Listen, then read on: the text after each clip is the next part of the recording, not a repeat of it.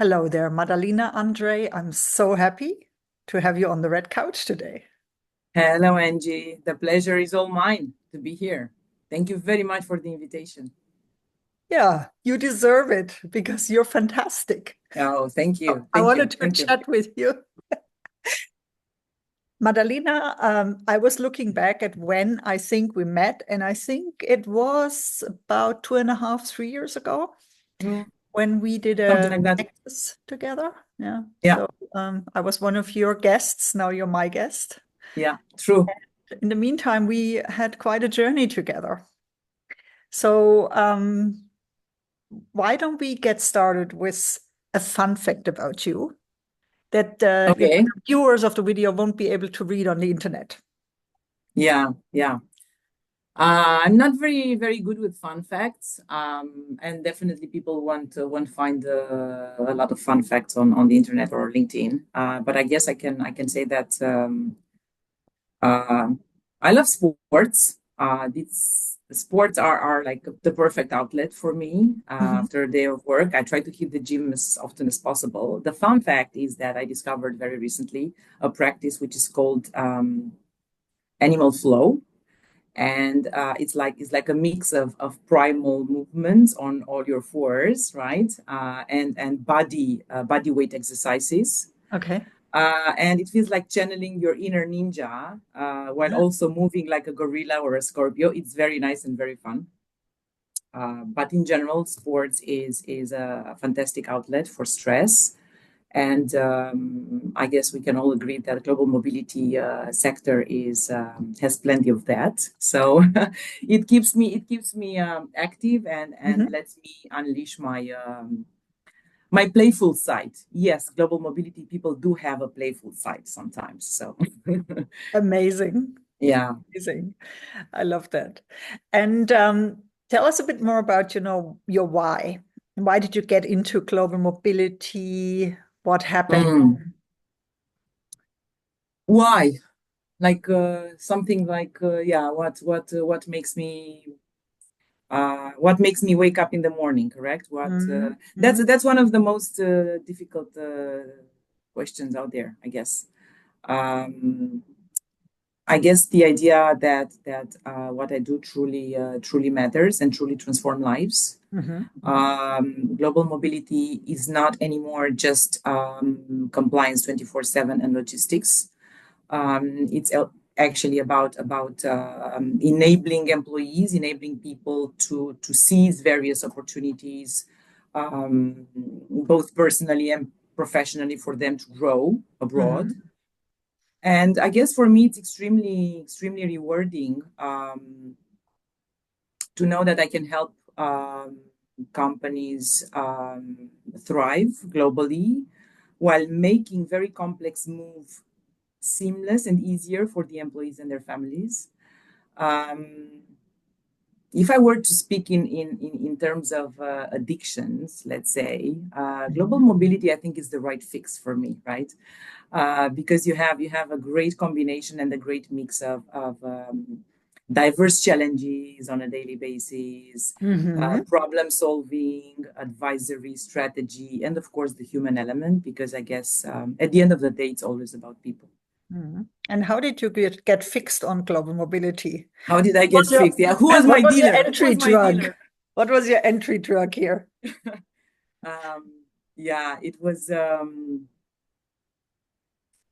I guess surely I did not want to become a global mobility when as a little girl, right? It was Uh, not exactly my childhood dream. But I started as a high school teacher. mhm. Those were the times where you had to choose proper and respectable professions. Yeah, doctors, engineers, lawyers, teachers.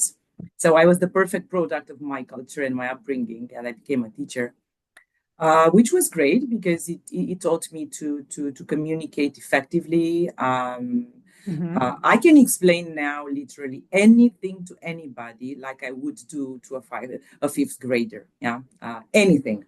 That's really Uh, helpful in global it mobility. is exactly. It comes in handy, exactly. Uh, Um, And I think it also taught me to be very flexible, adaptable, and manage very complex and sometimes loud situations as well. Then I switched to, I was an interpreter and translator. I worked with the National Press Agency, various consultancy companies, largest banks in Romania. I even translated some books. This, I guess, helped me gain a deeper appreciation for the cultural nuances and sharpen my abilities to bridge the gaps between cultures and people. Then a couple of years, I was like an educational consultant with a publishing house. Mm-hmm. In brief, this is sales. This means sales, Mm-hmm. I which didn't know that. which honed my skills, I guess, for relationship building and truly understanding what people need. And then I guess one summer day, out of nowhere, out of the blue, I was introduced to GlobalMobility, and I worked for 10 years as a consultant on the vendor side, managing Mm-hmm. mobility cases for corporate clients. Mm-hmm. And 2 years ago, I wanted to see if the grass is greener on the other side of the fence, and I joined the corporation to be their global mobility lead. So me entering the global mobility was totally unexpected. And I guess this is the story of many global mobility professionals out there. They just jumped into global mobility by accident and they just stay there. And now looking back, I guess all the jobs that I had somehow paved the way, prepared me for this field, where now I get to support, to guide people, navigate life-changing experience, to Mm-hmm. connect and help them connect cultures and solve complex challenges. What can be better than that? Yeah. Everything in one bucket, yeah. Yeah. And you're one of the few selected wonderful people who made the switch from vendor to in-house global mobility manager. And now Okay. you're global mobility leader. And Mm-hmm. you've managed to build up a function, you brand the function, you managed to build up a reputation in a very short time. Working on it, still working on it, Angie. I completely admire what you have achieved in such a short time frame, Madalina. Thank And you. if you are now thinking about somebody who's maybe 20 years younger than you, what kind of advice would you give that person if they would say, global mobility, that sounds interesting. Hmm. But what do I study or how do I get there? What do I need to know? Do I need to work in tax? What would you advise them, the younger version of you? Yeah, it's very difficult to stick to only one tip and only one thing, actually. Um, I will start by saying that if you're very attached to your comfort zone and you thrive in predictable environments, just go away, run, do something else. Yeah, this is not global mobility. I'm sorry, but it's not. Yeah, it's not. Global mobility is highly dynamic. It's really dynamic, and it blends extensive technical knowledge, technical expertise with the human connection, and that's pretty difficult to achieve. Mm-hmm. So I would advise them to always be curious. I'm not sure if you can learn that, but I guess you can if you want to. Always be curious, always be adaptable and agile. And of course, after learning the basics, and perhaps we can get the chance to talk about how we can learn the basics a bit later on, like a bit of migration and tax and social security and stuff like that. I guess to me the most important thing that will set you apart is gaining the ability of building strong relationship with anybody, all walks of life, all kind of roles, all kind of Mm-hmm. people, all kind of cultures, everybody, Mm-hmm. while also gaining the ability to ask the right questions. I think this will get them very far. This will get a junior person or a person that wants to enter this field further than the others. Let's say, Yeah, yeah. yeah.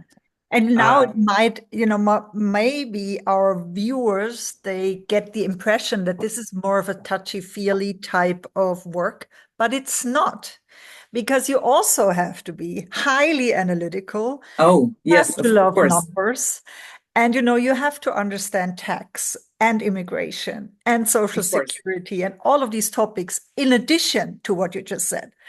And that Yeah. is why I think it's also so fascinating. And I think that's also a reason why women are particularly geared towards working in global mobility without, dramatizing the gender topic here. Because we also know there are a lot of great men in global mobility, Yeah, true. although I think most of them are gay. No. Okay. I did not make any Have I you did not never noticed that? no, no. But I will now that you Yeah, mentioned. yeah. So let us focus a bit on education, because you already said, Yeah. education is good. So tell us a bit more about, what you would like to share here. Yeah. So those would be my high level advice, pieces of advice, right, for somebody like curious and agility and adaptability and relationship building. But obviously, you cannot become a proper global mobility professional without the right education and the right technical knowledge, because this is a very very technical knowledge area that we're talking about. Mhm. If you do not know where to begin, I would advise people in their early stages of their careers to get coaching sessions, honestly, because a good coach like yourself can show the way and can help the person make the right choices according to their own personal circumstances. Mhm. Uh, Good point. and and Thanks. uh, welcome, always welcome. And of course they can access. I don't think there are many courses, many certifications, and many official educational programs that deal with global mobility. Hardly any.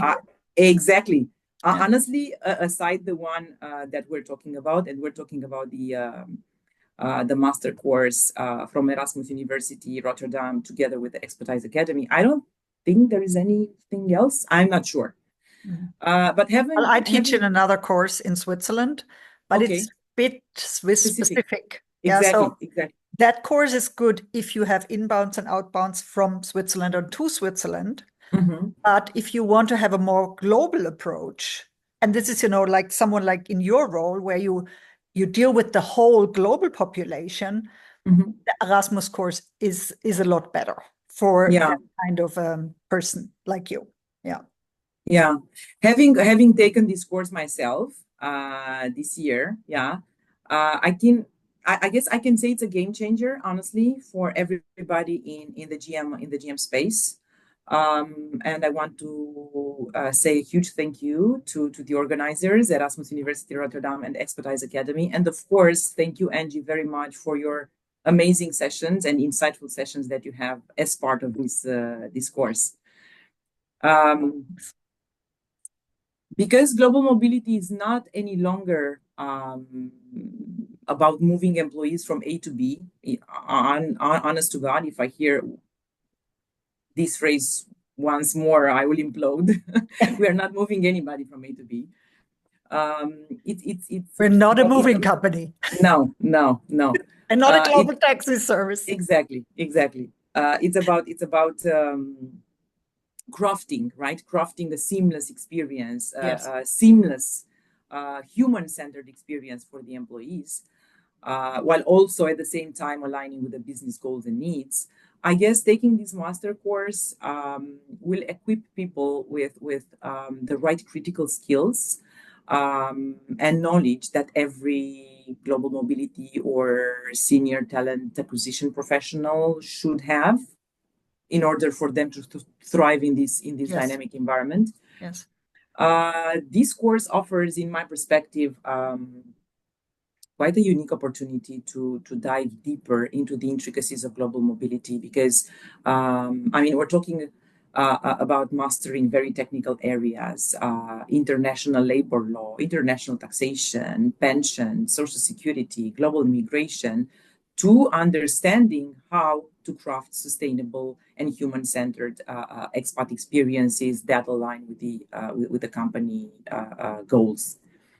I also believe it gives you some essential skills in comp and band design, in how to analyze the right data so that you can drive mobility strategic decisions further on, and how to build sustainable practices that enhance employer branding as well. One of my favorite topics, and yours, of course. And I guess very important and something that this bit is my favorite. It might sound like touchy-feely, but well, it is what it is. I guess it helps you understand how to strike the right balance between business priorities and the human element. Exactly. Because and somehow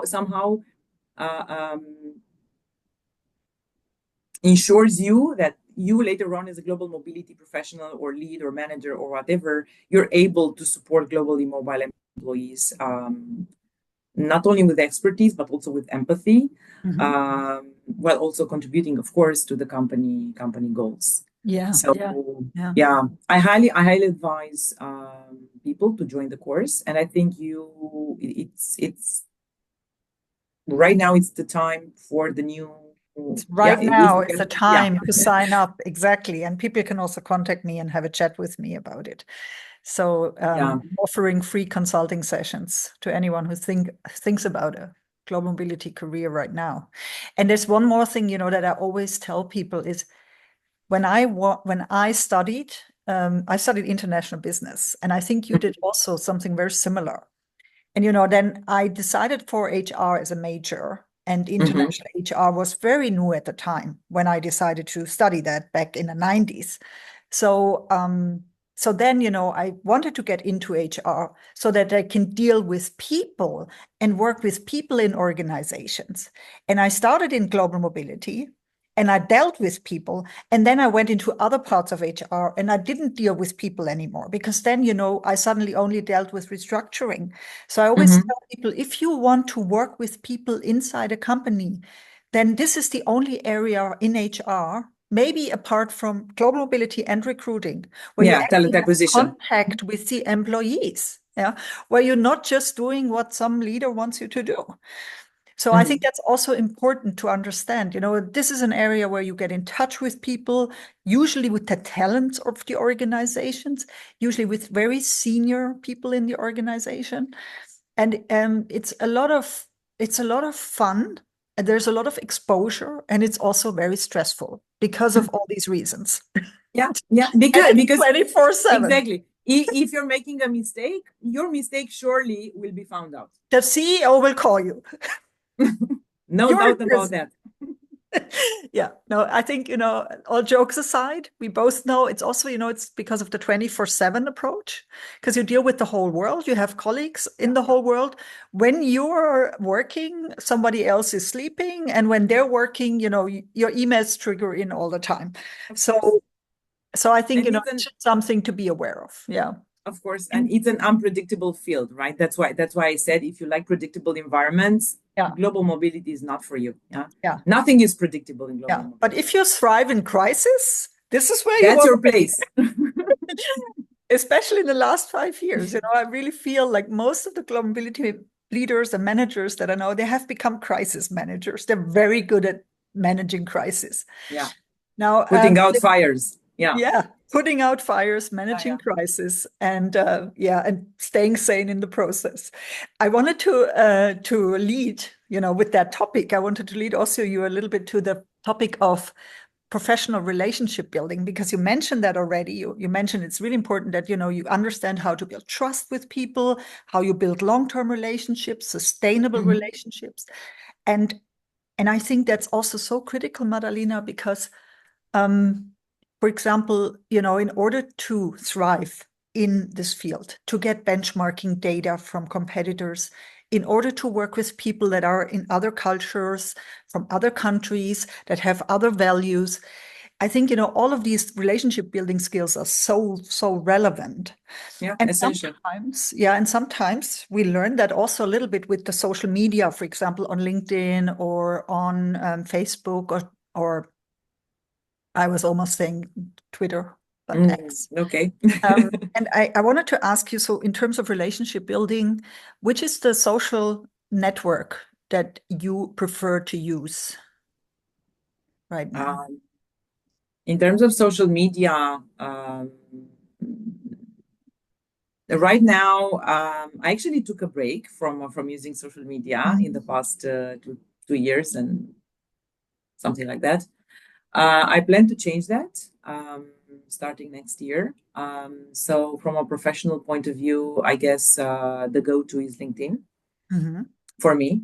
Mm-hmm. I guess for me, it's that's where I feel comfortable. I know the platform, and it's just easier. But perhaps I can dab into others like YouTube or that's it actually, nothing more. And on the personal side, it's just I guess the go-to platform right now it's Instagram, but it's just like for the personal side, Yeah, not the professional one. yeah, yeah. Yeah. And with the connections that you've built over the years, Hmm. let's say Yeah. no matter which, because LinkedIn at the end of the day is also just a tool, but let's say, Of course. the professional connections you've built in the industry, how do you, how do you profit from building those connections? And maybe an additional question. In the master course, did you also Hmm. build a new network now that it's all online? Because when I did it, the master course many years back, it was offline. So, we had a lot of time at the bar together, which sometimes That's helps nice. relationships. It helps a lot. Yeah. Yeah. Um, how did I profit? How do I profit? I don't like this word. Hmm. I I Benefit, I maybe? I avoid. I don't think I profited in any way from my connections. I believe that there were cases in my life and in my professional career where I could just because in global mobility space we had a lot of meetings, we have conferences, we have events, we connected on LinkedIn, we talk to each other at various actions and activities and stuff like that. We give each other clients, right? Yeah. When I was a consultant, and so on. So yeah, I can't say necessarily that LinkedIn per se helped me build the relationships. Honestly, the best relationship that I have are the ones at the bar, right? Face to face, eye to eye, Yeah. human to human. Those are the best and the most durable, let's say, yeah, sustainable relationship. I'm not saying that you can't build relationships online only, but not that fast, I guess, and not that not that fast. Yeah, Mm-hmm. it takes time, I guess. Mm-hmm. The master course being online, I'm sure it has. The online courses have disadvantages, but of course it has advantages because we are from all over the world, right? We're Yeah. participants from all over the world. Yes. Otherwise, it would have been very difficult to get all of us in one single country and city. And yeah, I can say we connected at some level, not at the level that we would have connected if we had been in the same classroom. Mm-hmm. Yeah, Yeah. but I guess it's the online versus offline debate. This is a wish that you and I should put into the universe right now, because I also feel like I have more connection with the students when I'm in the classroom with them. So Definitely. that's why, I'm looking forward to the course in Switzerland, because I know I'm going to do one online session and one offline session. Mm, Um, it's just nice to also have the option to meet in person. of So, course. it Yeah. could be also through the celebration or some other space where you have the option as well to meet in Yeah. person afterwards. Yeah. Yeah. Now, Madalina, do you have anything exciting coming up apart from the holidays that we all are looking for at this time of the year? Any events or anything that you would like to talk about? Honestly, we have elections coming up this weekend, Mm, and mhm, everybody's up in arms about it. mm, So hopefully, I'll still have the smile on my face when we meet again, Angie, after mm, the holidays. mhm. But yeah, no, I'm just waiting for the holidays. It's been uh, 2 complicated years, difficult years, but wonderful. And I feel like, yeah, I'm just looking forward for this 2 week break, and I guess everybody will be off, just like me. Yeah, yeah. And I'm looking forward to start the new year, the 2025, with the on top of my agenda is the branding bit. We discussed about it, right? So I intend uh, to consolidate the brand, the personal brand area. And start the journey of branding next year. Exactly. Yeah, Exactly. fantastic. Yeah. And and there's one thing that I was just thinking, you know, any global mobility leader role that I had, in the first year, I was usually firefighting and then trying to get the bread and butter in place. Mm-hmm. Second year, things got a little bit more organized. Mm-hmm. Then You could breathe. in the third year, you will thrive. Yeah, because then, the processes are okay. And then you have a policy in place, etc. And then you can focus on doing things that will actually improve and enhance the expat Mm-hmm. experience. So, Yeah. also, Madalina, once again, congratulate yourself for having made the switch and having gone that far and made it to here. And Thank then you. I next will. year, 2025 will be amazing for you and me. I'm 100% sure about that. And I Thank look you. forward to seeing you Fingers again crossed. shortly. Thank you. Have Thank a you very great, much, Angie. yeah. Have a Bye-bye. lovely day. Bye bye.